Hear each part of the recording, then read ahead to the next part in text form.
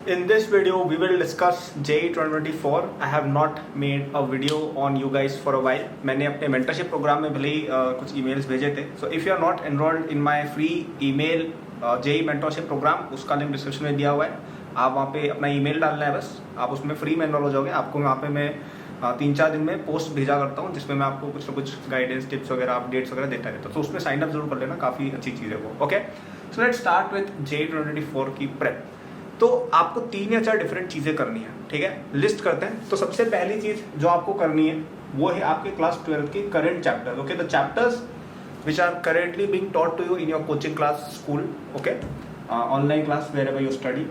Second is your class 11th backlog, which are the chapters of class 11th which you are not well versed with. ये chapters आपको नहीं आते हैं, आपको पता ही नहीं है क्या चल रहा है, या तो आपने बहुत ही कम पढ़े या आपने पढ़े ही नहीं है. Okay, and third is your class 11th revision.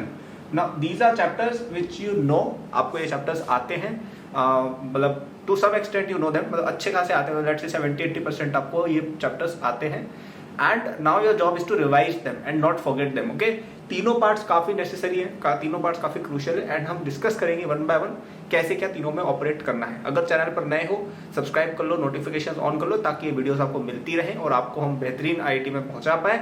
और अगर आपको हमारे JEE 2024 के कोर्सेज में एनरोल होना है उसका लिंक भी डिस्क्रिप्शन में आपको मिल जाएगा. ठीक है, तो स्टार्ट करते हैं क्लास 12 करंट के साथ कि क्या है क्लास 12 के करंट चैप्टर्स का क्या करना है. तो अकॉर्डिंग टू मी आपका एटलीस्ट 70% टाइम जाना चाहिए करंट चैप्टर्स की पढ़ाई में. अभी आप लोगों का 12th जस्ट शुरू हुआ है, अभी आपको किसी भी प्रकार का प्रेशर आप पे नहीं है, क्योंकि देखिए अभी 11th के चैप्टर्स पे डिपेंडेंसी भी कम ही होती है 12th की स्टार्टिंग में, राइट. एक दो चैप्टर्स को उड़ा दो तो ज़्यादातर चैप्टर्स इंडिपेंडेंट ऑफ 11th चलते हैं. तो आपके पास एक नया चैप्टर लिखने का मौका है. अभी अभी शुरू हुई है 12th, ठीक है, 1 आध महीना शायद बीत गया है, बट कोई बात नहीं, हमारे पास अभी पूरा 1 साल बचा हुआ है. JEE एडवांस में तो 1 साल से ज़्यादा बचा हुआ है. Okay, and we still have a lot of things to go for us. Okay, अभी भी आप बहुत आगे बढ़ सकते हो. तो ये सब जो अभी आपका 11th है उसको भी भूलना है. आपको अपना 70% टाइम अपने करंट सिलेबस में देना है, क्योंकि हम ये नहीं चाहते कि 12th का हम भूल जाए और उस टाइम पर हम 11th पढ़ाई कर रहे हो.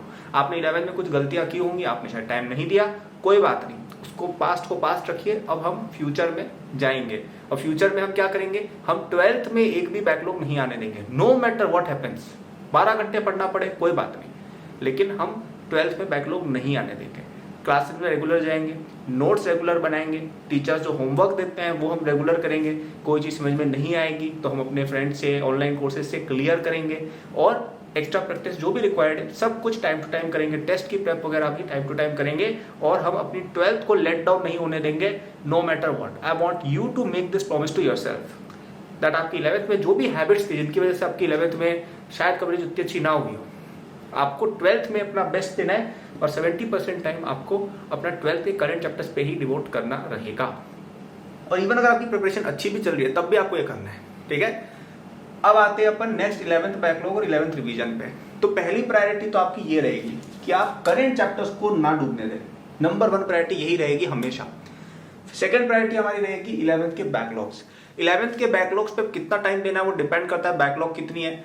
अगर आपकी बहुत ज़्यादा, अगर आपकी लेट से पूरी ही बैकलॉग है, आपने एक भी चैप्टर 11th में पढ़ा ही नहीं है, या आपने JEE की प्रेप ही अभी शुरू की है, या आप ड्रॉपर हो लेट से, तो आप 30% टाइम उसको देंगे. Otherwise I think 20% time number 2 priority आपकी रहेगी, और इसमें हम 20% टाइम अपना देंगे. अगर अपनी एक डिसेंट लेट से 50% 12th बैकलॉग में चल रही है, सॉरी 11th लेट से, तो हम 20% टाइम बैकलॉग्स को देंगे. ये टाइम कब होगा, ये आपके संडेज हो गए, आपके हॉलीडेज हो गए, आपका दिवाली ब्रेक हो गया, आपका समर ब्रेक भी अभी आएगा शायद स्कूल में, वो सब चीज़ें, क्रिसमस ब्रेक हो गया, आपके कभी कोई हॉलीडे हो गई, ये सारे टाइम आप जाएंगे बैकलॉग में. अब बैकलॉग क्लियर कैसे करनी है, तो इसमें आपको बहुत ही बेसिक लेवल पर बैकलॉग क्लियर करनी है. ठीक है, हमारा एम ये है कि ये चैप्टर्स को हम इस सेक्शन में मूव करते जाएं. ठीक है, धीरे धीरे हमारी बैकलॉग ना रहे और रिवीजन वाले पोर्शन में चली जाए. रिवीजन की बात आगे करेंगे. तो बैकलॉग में मैं ये नहीं कह रहा हूँ कि आप बिल्कुल ही एडवांस चीजें पढ़ लो. मैं ये नहीं चाहता हूँ आपसे कि यार आप तो फिजिक्स में तो इरोडो भी करने लग जाओ, और मैथ्स के अंदर तो आप बिल्कुल ही ए दासगुप्ता सॉल्व करने लग जाओ. ऐसा नहीं कह रहा हूँ मैं बस ये कह रहा हूँ कि यार आपको इतना कवर कर लेना है कि आपको उस चैप्टर की एक बेसिक समझ आ जाए. मतलब उस चैप्टर की NCERT पढ़ सकते हो, उस चैप्टर के कोचिंग के नोट्स या ऑनलाइन कोर्स वगैरह कर सकते हो, और तीसरा आपकी जो भी कोचिंग की मटेरियल है उसकी आपको फर्स्ट एक्सरसाइज आपसे सॉल्व होनी चाहिए।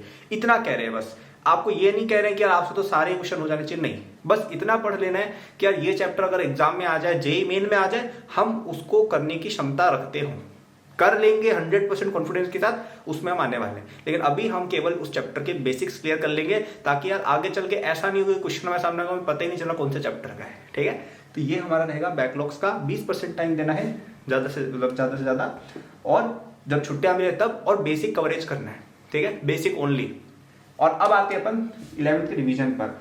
ये अपना लास्ट प्रायोरिटी रहेगा, इसको हम 10% टाइम अपना देंगे। अब हो सकता है किसी बच्चे की पूरी बैकलॉग चल रही है 11th, तो वो 10% नहीं, वो 0% देगा, क्योंकि उसका रिवीजन कुछ है ही नहीं करने के लिए। किसी का पूरा ही क्लियर हो तो वो 30% टाइम रिवीजन को देगा। ठीक है, एडजस्ट कर लीजिएगा अपने अकॉर्डिंग। अब ये रिवीजन में क्या होता है, अब रिवीजन हम ऐसे चैप्टर का कर रहे हैं जो हमें आता है। ठीक है, या जैसे हमने आपको बोला ना कि बैकलॉग में आपने बेसिक क्लियर कर लिया, तो वो रिवीजन वाला चैप्टर बन गया। तो अब यहाँ पे हमें बेसिक्स आते हैं चैप्टर के, हम उस चैप्टर को थोड़ा बहुत जानते हैं, तो हम अब वापस से उन्हीं चीजों को रिपीट करेंगे तो हमारा कुछ फायदा नहीं होगा। हमको क्या करना है, हमको उस चैप्टर की अब एडवांस लेवल पढ़ाई करनी है। तो आप जैसे आपने डिसाइड किया, जैसे अब ये 10% टाइम कब निकालना है। ठीक है, जैसे फॉर एग्जांपल आपका कोचिंग में टेस्ट है संडे को, ठीक है, तो वो इटसेल्फ एक रिवीजन है इन अ वे, उसके लिए आप पढ़ते हैं, वो भी एक रिवीजन ही हो रहा है। और उसके बाद आप घर आके भी रिवीजन कर सकते हो। आपकी बैकलॉग्स वगैरह के लिए आपने 20% टाइम दे दिया, फिर आपको और टाइम मिल रहा है, लेट्स से एक हॉलीडे जो आपने डिसाइड किया यार चलो यार आज का दिन मैं रिवीजन में स्पेंड करूंगा, तो ऐसे अपना 10-15% टाइम आप रिवीजन के लिए निकालें। और इसमें करना क्या है, तो सबसे पहले तो आधे घंटे के अंदर आप उस चैप्टर के नोट्स एक बार फ्लिप करके देख लीजिए कि इस चैप्टर में क्या क्या चीज थी। कोई चीज आपको लग रहा है कि आप भूल गए, उसको एक बार अच्छे से रीड कर लीजिए, अदरवाइज आपको याद आ जाएगी कि हमने क्या क्या पढ़ा था। फिर आपको केवल ऐसे क्वेश्चन सॉल्व करने हैं जो आपने स्टार मार्क किया हो। तो आपको याद हो तो मैं वीडियोस में कहता हूँ, क्या कहता हूँ मैं, कि क्वेश्चन कोई आपको अच्छा दिखे तो उसको आप स्टार मार्क कर लिया करो। कहीं पे भी दिखे, बुक में दिख गया, कोचिंग में दिख गया, नोट्स में दिख गया, कोई क्वेश्चन आपको लग रहा है कि ऐसे कुछ नया सीखने को मिला, ये क्वेश्चन डिफिकल्ट था, इससे कुछ कॉन्सेप्ट सीखने को मिला, ये मुझसे नहीं हुआ, ये ट्रिकी था, स्टार मार्क कर लीजिए। और केवल इन्हीं क्वेश्चंस पर आप वापस से जाएंगे ड्यूरिंग दिस रिविजन। तो बेसिक्स तो आपको पता ही है, अब आप एडवांस चीजें कर रहे हो। ठीक है, तो ये एक फ्रेमवर्क है अपनी 12th को गुजारने का फ्रॉम जेईई 2024 पर्सपेक्टिव। ओके, क्या क्या बोला बता देता हूँ। पहला 12th के करंट चैप्टर्स, इस पे आपका 70% टाइम जाएगा। नए चैप्टर्स की बैकलॉग किसी की नहीं आनी चाहिए, भले ही आप ऑल इंडिया रैंक 1 हो, भले आप ऑल इंडिया रैंक लास्ट हो। 70% टाइम आपको अपने करंट सिलेबस पर देना ही देना है, ना 100% ना 40%, 70%। ओके, फिर आपका सेकंड प्रायोरिटी रहेगा 11th के बैकलॉग्स को क्लियर करना। इस पे आप लगभग अपना 20% समय दीजिए, जब छुट्टी मिले बेसिक कवरेज करना है। और लास्ट रिवीजन करना है केवल उन चीजों का जो आपको लगता है यार कि ये टाइप के क्वेश्चन मुझसे नहीं हुए थे। बेसिकली लेवल अप करना है। Revision should be about levelling up, it should not be about वही की वही चीज वापस घोट रहे हो। ठीक है, सो आई होप आपको समझ में आया हो। आपको और हेल्प चाहिए, आप हमारे जेईई 2024 कोर्स में एनरोल हो सकते हो। ये कोर्स आपका जेईई एडवांस तक चलेगा, थोड़ा सा एक्सपेंसिव है, लेकिन ट्रस्ट मी बहुत ज्यादा वर्थ इट भी रहेगा, क्योंकि आपको मेरी जो एक्सपर्टीज है वो उस कोर्स में क्लियरली दिखेगी कि यार मैंने अपनी 2024 की प्रेप, मतलब मैंने अपनी जेईई प्रेप में जो रैंक अचीव की थी, फर्स्ट रैंक, उसके बेसिस पे मैंने जो कंक्लूजन डिराइव किए थे कि यार ये चीजें बच्चों को चाहिए होती है, इस प्रकार से पढ़ाई होनी चाहिए, सब कुछ उसमें इंश्योर्ड है। प्लस कई सारी चीजें मैंने खुद भी कवर की हैं। बाकी उसमें बाकी सब चीजें जो होती हैं, test series, practice papers with solution, lecture, वो सब तो है ही। तो डिस्क्रिप्शन में जाके आप देख लीजिए, वहाँ पे आपको और डिटेल्स मिल जाएंगी, आप उसमें एनरोल हो सकते हैं। It will last till 2024। So 2024 JEE advance तक चलेगा आपका वो। ठीक है, सो लिंक आपको ऐप का, वेबसाइट का, दोनों का डिस्क्रिप्शन में मिल जाएगा। आपको मेरे फ्री मेंटरशिप प्रोग्राम में तो आना ही चाहिए, अगर आप कोर्स में किसी वजह से नहीं आ पाते, क्योंकि मेंटरशिप प्रोग्राम तो पूरी तरह से फ्री है, वो आपको मैं ईमेल्स भेजता रहता हूँ। और अगर चैनल पर नए हो तो सब्सक्राइब और नोटिफिकेशन कर लीजिएगा। Thank you for watching, good luck.